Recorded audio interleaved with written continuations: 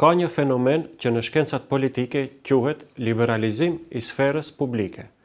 Ky term nënkupton lirinë e qytetarit për të shprehur mendimet dhe për të kritikuar pushtetin pa frikën e represionit apo pasojave personale. Por zakonisht ndodh që pushteti që nuk krijon frikë dhe represion të qytetarët perceptohet si pushtet i dobët, por në fakt ai pushtet po dëshmon pjekuri të lartë demokratike.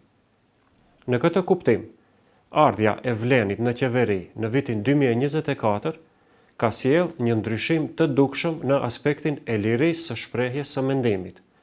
Qytetarët sot ndihen më të lirë të shprehin mendimet e tyre, të organizohen, të nënshkruajnë peticione dhe të kritikojnë hapur.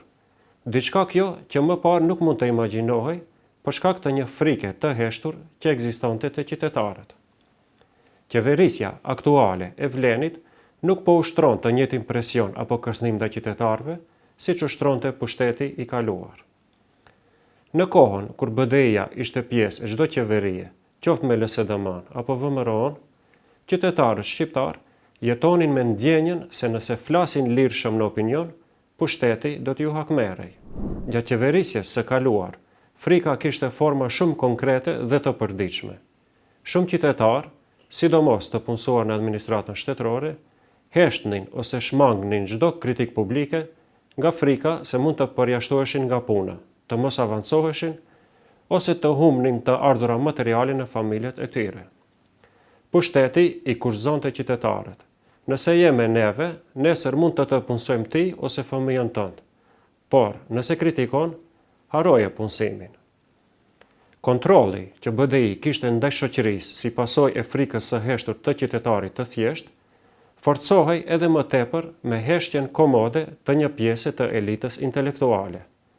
Teksa administrata frikohej të mos e humb vendin e punës, shumë intelektual zgjodhen të heshtnin jo nga frika, por nga joshja.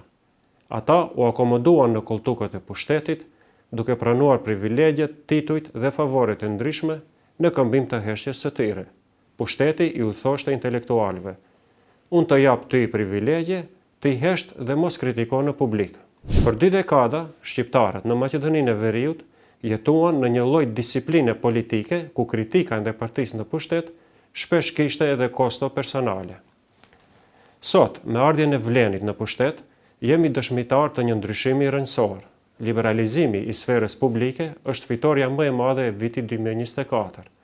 Fakti që njerëzit ndihen të lirë të kritikojnë pa pasur frikë nga ndëshkimi, tregon se kemi kaluar nga një regjim i kontrollit në një qeverisje të butë që pranon kritikat dhe debatin.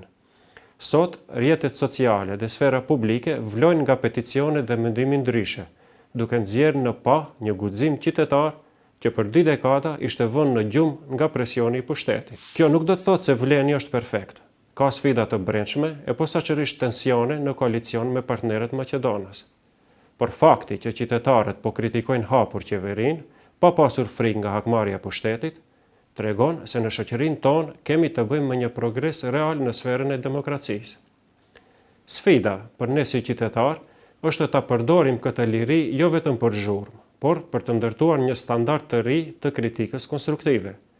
Dhe detyrë jonë është që të mos lejojmë që në pushtet të rikthehen ata që përdornin metodat e vjetra të represionit dhe të arrogancës së pushtetit mbi individin.